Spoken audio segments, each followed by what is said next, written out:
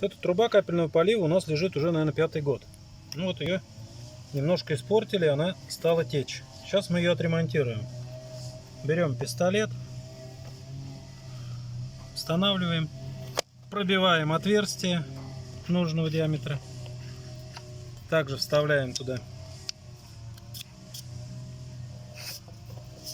фитинг.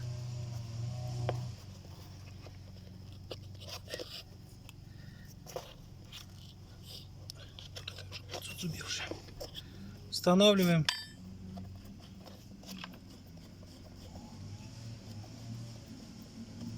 Затягиваем его.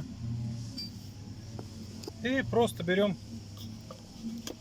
старую трубку, отрезаем. И так же, как и закрываем концы, устанавливаем сюда и закрываем. И все.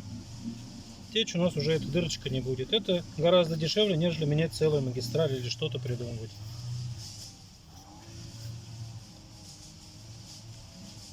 Короткое отрезал. Коротковато. Отрежь руку немножко. Он вышел старый капельница.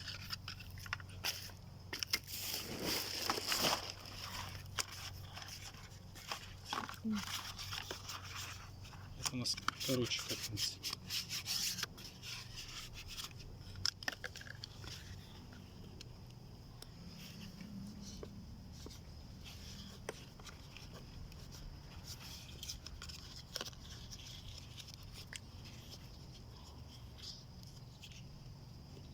Все, она уже подтекать не будет.